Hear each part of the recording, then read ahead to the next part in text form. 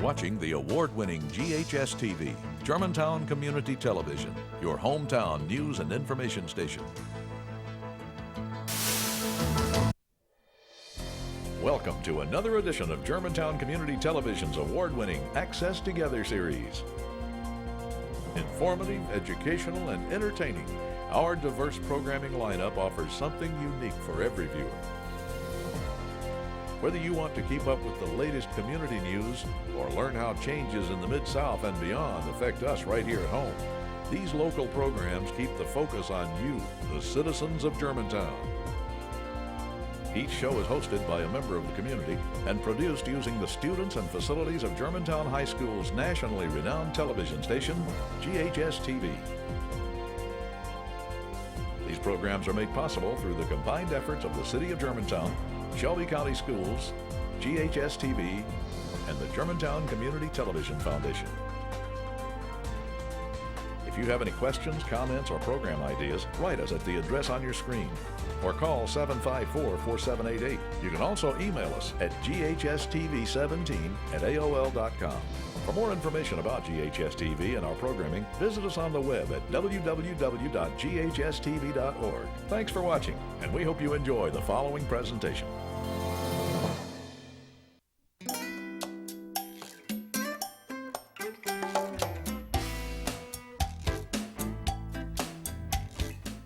Welcome to Spotlight on Germantown. I'm Mayor Sharon Goldsworthy. It's my pleasure and privilege to host this show each month, featuring conversation and information about city government and how it provides services and works with you, our citizens. When the Germantown Performing Arts Center opened its doors in the fall of 1994, the vision for what would occur there was just beginning to take shape.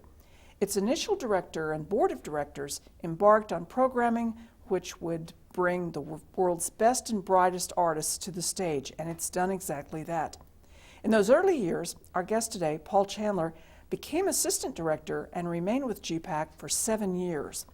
After leaving for a career stint in developing and presenting shows and artists, Paul is back at GPAC, where he's settling in as executive director. And today we'll hear his vision and ideas for the theater in a few moments. As we watched and listened to the rampage of Superstorm Sandy through the Northeast and learned of the devastation there, I think most of us can admit to some relief that our autumn weather was normal. Nevertheless, catastrophic storms or other disasters can happen anywhere. So how are we prepared in Germantown? Fire Chief John Selberg joins us to talk about our emergency management plan, framed by his firsthand experience with Superstorm Sandy's aftermath. In our continuing conversation about social sustainability, how people within a community relate with one another to live compatibly, today's topic about neighborhoods examines parking ordinances and the lack of them. Last year's Spotlight explored the city's triple bottom line, our endeavors for delivering high-quality city services now and for sustainability in the areas of fiscal, environmental, and social areas. So today, we'll explore the Riverwood State Natural Area, one of the city's many third places, those areas or facilities that attract people in ways that build a sense of community. When Spotlight usually invites GPAC into the television studio at least once each season, the conversation usually pivots on GPAC's own season of artful performances. Today, the conversation is personal. In fact, the person of Paul Chandler, recently named executive director. And a reintroduction to our Germantown community. Welcome, Paul. Thank you, Mayor. Thank you very much. Okay, so you've been away a few years, and you focused on presenting and producing. So what has occurred that will be especially relevant as you now come to GPAC and you're in the role of running a facility, but also in the role of presenter and producer at some level? Sure. For the past 8.5 years, I have been producing indoor and outdoor events for a variety of clients and customers.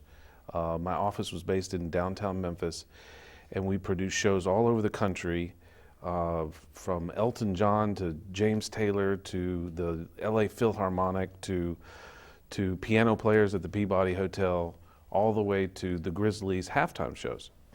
So in that 8.5 years, I took the skills that I learned while I was at GPAC and took those with me and learned a variety of new contacts and new ideas. And how do I plan to insert that into GPAC?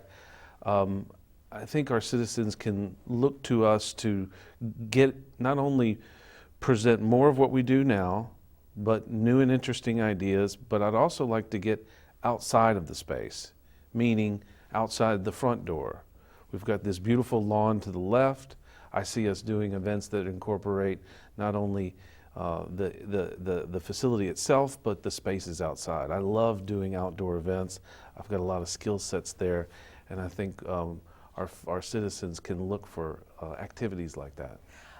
That's an area that is not totally strange to GPAC. I remember a couple concerts at the Horse Show Arena, for instance. That's right. Boston Pops, And the Beach Boys. That's Okay, right. but I was here during the era of the Beach Boys and ran point on that project with the previous director, and it was very, very exciting. Of course, GPAC is a wonderful facility. The intimacy of the theater, even though at times it limits the number of people that can take advantage of a show. The Black Box Theater is also another venue, great for the jazz programming that we do. But obviously there are other places around town, so that experience will cause you to be looking at all sorts of spaces and places. That's correct. Already the Parks Department within the city has expressed interest to collaborate with GPAC on looking around into a variety of other spaces that we can present family-friendly, quality productions outside. Okay. Mentioning family-friendly, that's certainly been one thing that has been well developed at GPAC, I think, starting initially with peanut butter and jam sessions, still marching onward and such, but with the introduction of the Germantown Performing Arts Center Youth Orchestra, certainly involving families in new ways, as well as other types of more popular programming that has appealed to all ages? Yes, I think we've done an incredible job. We're busier now than we ever were. I think you'll look that GPAC is going to do a better job of letting everybody know all the activity and all the opportunities. We reach students or we reach young people starting at the age of 4. We have programs from 4 to 10-year-olds. We've got programs for teenagers. The youth orchestra is wildly successful with 129 members, which is really remarkable. And then, of course, the popular programming that goes on the main stage, the Young Artist Concert, as well as dance and jazz and music program that we do, appeals to from 4 to 94. I will say that one of the ideas and encouragement that I've had from citizens and city leaders is to program to an age group that's, I would say, I'd call from 25 to 48. I've got a particular expertise. I'm in that window. I've got a particular expertise and knowledge of what works and what doesn't work.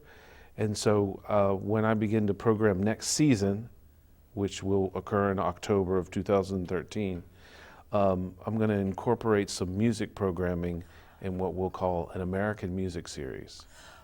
That's really good to hear. I think what we have observed at GPAC, the wonderful development of classical music, and that occurred both with GPAC's own season as well as with Iris, the development of the orchestra and everything. And then in more recent years, there's also been recognition of kind of the baby boomer generation. There's been some shows that I think especially the big band sound, the kind of the things that were happening in the 40s, in the 50s, when many of the adults kind of my age were maturing, and that was the kind of thing that they enjoyed. But that kind of segment in between, the rising generation there, for some of us, we don't relate at all to the music of that era, and yet very clearly this is the group that we need to be bringing into GPAC. Yes. We plan to do more of that. We plan to continue the great programming that we do with classical, the great programming we've targeted towards the baby boomer generation. And it's my goal for this new audience to challenge them to then also go and experience things like dance or classic music, because I fall in that era, in that realm, and if I didn't work at GPAC many years ago, I wouldn't have experimented or tested dance or classical music. And GPAC has world-class performances, so I really think that goal that we will achieve next season will have a lasting effect to the success of all of our shows. I firmly believe that. It seems that a great deal of the programming in the last number of years has been bringing in artists from certainly all over the world, all over the United States. Do you see an opportunity to also introduce more regional artists? And I think certainly our jazz series and that particular facet of GPAC probably tends to do that. And also some blues and such. But given the great wealth of talent right here in this Mid-South, do you see looking to those artists more and more? I do. I do. This is a great question and great observation. From my previous career, I know the top 1,000 of regional acts. There's a lot of great talent here, and you can look at folks to be opening up for some of our national touring acts. Okay, that sounds wonderful. We're glad to have you back at GPAC. Thank you, Mayor. Wish you great success as we move ahead, finishing this season that we're almost in the middle of, and then looking forward to next year. Thank you. Okay. When we return, we'll talk with Chief John Selberg about emergency preparedness for Germantown.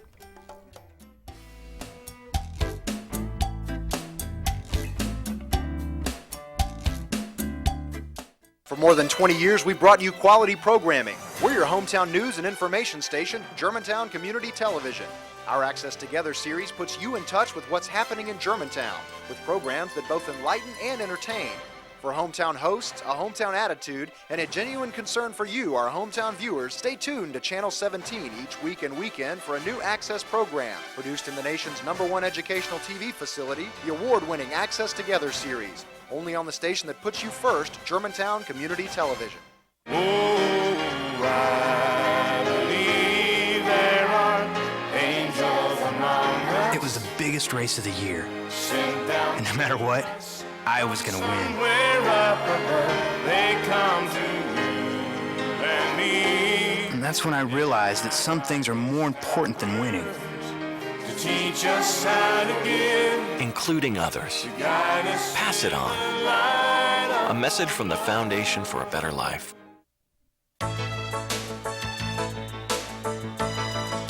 You're watching the award-winning GHS-TV, Germantown Community Television, your hometown news and information station. Welcome back to Spotlight on Germantown. Before we talk with Chief Selberg about the city's emergency management plans, let's take a look at city code and policies as they relate to vehicle parking in our residential areas. With few exceptions, parking is generally permitted on-street throughout our residential areas. No parking signs are used where on-street parking is prohibited. There is no requirement that vehicles must be parked off-street in driveways, parking pads, carports, or garages. Although bike lanes are marked on several streets, parking is not prohibited in bike lanes.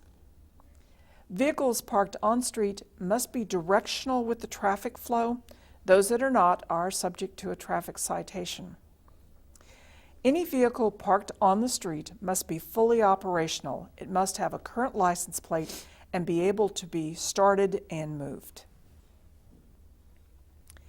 Just a few weeks ago, communities along the East Coast in New England experienced the worst storm, a hurricane compounded by heavy snow and high winds causing flooding and great damage. As government officials in towns, counties, and states braced for the worst and dealt with it afterward, it was a vivid reminder of local government emergency responders when natural disasters strike. Chief John Selberg joins us today to talk about Germantown's emergency management plan. Welcome. Thank you, Mayor. Chief. Certainly, Germantown has had a little bit of experience in matters of natural disasters, thinking back to 1994 when February brought the ice storm and November brought a really devastating tornado. You were certainly around and part of the emergency response to those. Yes, Out of that in particular, at that time the city had emergency management plans in place, but out of that I recall as a kind of a new mayor, we really intensified our planning and our preparations in a lot of different ways. How did the fire department in particular kind of ramp up for the next big disaster? Well, I think us and some of the other departments, some of the same ways, we looked at where we were short on those times. Some of the issues with the electricity, having extra generators. All of our buildings now are on generators so we can operate 24 hours a day. Ramping up some special operations equipment and rescue capabilities so that we were more self-sustaining and able to handle it ourselves. One of the things over the last number of years, the fire department has had specific personnel highly trained in particular types of rescue and recovery. I'm thinking of swift water, for instance. Are there some other areas in which people might not automatically think that we or your department would know how to do that, but nevertheless, there is special training for things that are out of the ordinary?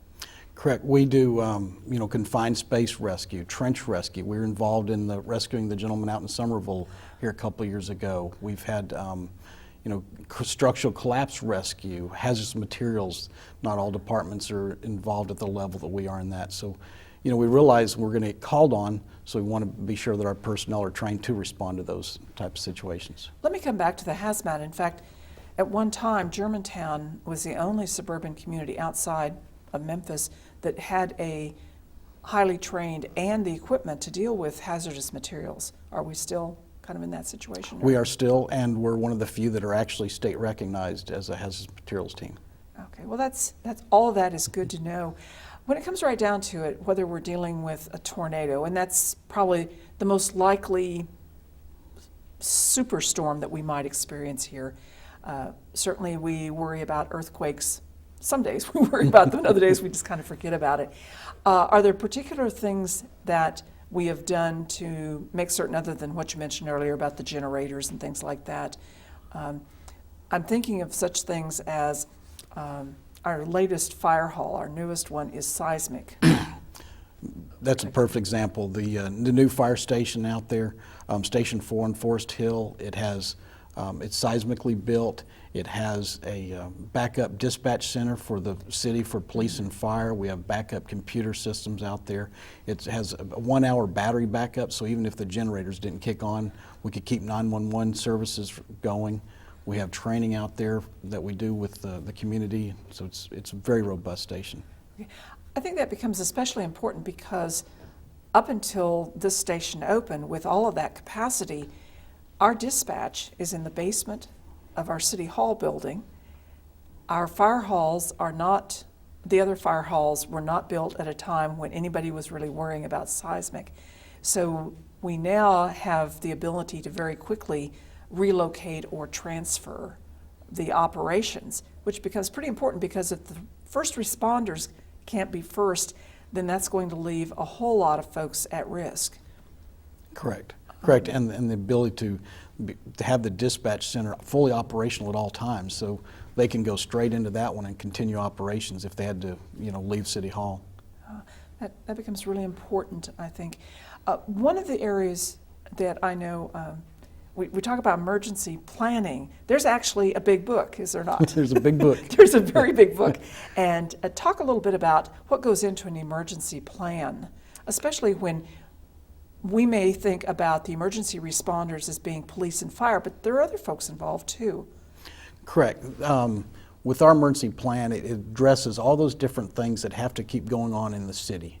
And really the emergency plan is mainly addresses the emergency response, but it also goes into the recovery phase and those different things that, really the police and fire aren't as much involved in. But And then we also have what we call a continuity of government plan for the city, where we look at those services that we need to keep providing, such as if a tornado hit and we had power out for a couple days and we had services disrupted, how we can keep serving the community, not just police and fire, but keeping the operations of City Hall running. And we look at all those different areas. Well, those become especially important, and we have spent time, say, in administration, making certain that there is continuity of government or continuity of business, something the private sector has gotten much more attuned to. But when people look for help, they look to local government as the source of not only rescue but recovery and all those other things that follow after it. I think it's always fair to talk about the role of citizens. Yes, we have a great responsibility in city government for getting there, being there, making certain that things work as quickly as possible. But there are ways in which citizens can contribute to how well all of this works. And I'm thinking especially of CERT training. Excellent. And that really kind of, although it's sometimes kind of managed out of our neighborhood services division, it really involves a lot of your personnel. It really does. The CERT program, Community Emergency Response Team, is a community-wide approach, and many people within the city help teach that program. We had a lot of volunteers, and what people have to realize that in a disaster, we may not be able to get there immediately to take care of them. And the nice thing about the community here is they're involved and engaged, and we offer these classes where that teaches them the basics of what to do after a disaster, how to do basic rescue, how to do basic first aid, how do you secure your utilities in your house and help your neighbors. And everyone that's gone through it just carries on about what a great class it is. Well, I have been through it, and I can tell you it was the first time I had ever actually used a fire extinguisher. We put them in our houses, but how much do we really know about how to make them work and how to use them? And that was just one very small piece of it. I remember even getting some information about triage, trying to make determination of if people are injured, how do you make certain that those who need the most attention get that ahead of those who may have less serious injuries and that kind of thing. I know there's an ongoing effort on the part of the city to get people trained. It's free training. It is 21 hours? About 20 hours of training. Okay, Yes. and it's usually arranged over a couple evenings or a couple Saturdays and such. And people can contact us about that through the neighborhood services. Correct. So we really appreciate all that the department has done to prepare to be the responding unit, especially when it comes to medical, but also the other things that go on, such as rescue in a really bad storm. So anything else out there that we need to be thinking about? Well, one interesting thing we've done lately is what we call critical employee emergency planning. We're actually helping all the city employees realize in a disaster, other than police and fire, everyone's involved. And so we're actually doing training with all of them, and so that they're more prepared at home so they can come and help us in a disaster. So it's kind of a neat program we've taken on, kind of examples of what happened down in Katrina and those type of situations. So it's kind of a neat program we're doing right now. Okay. And of course, all of this becomes very real to you after the time that you spent recently helping as part of Tennessee Task Force 1. Yes, ma'am. Thank you, Chief, for all that you do every day to make Germantown a safe place to be. Well, thank you. When we return, we'll conclude today's show with an invitation to explore Riverwood's natural area.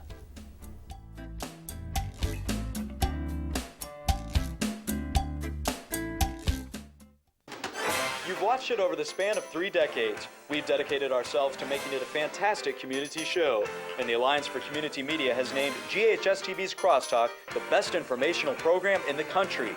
From coverage of important area issues and events to conversations with high-profile local, national, and international personalities, Crosstalk keeps you informed and entertained. Don't miss Crosstalk, produced entirely by the students of Germantown High School. The news show airs each week only on Germantown Community Television, cable channel 17. I used to wonder, why would a Jew, a Christian, and a Muslim ever get together? Hello, hello. And then I finally got it. They had a lot more in common than donuts.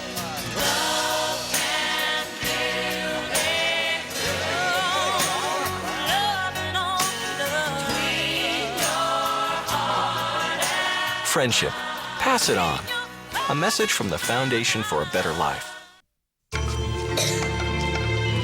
want some more. What's he doing? Please, sir, I want some more. More? He has asked for more! Thank you. Well, he did say please. Yes, he did. And thank you. Please, and thank you. Pass it on.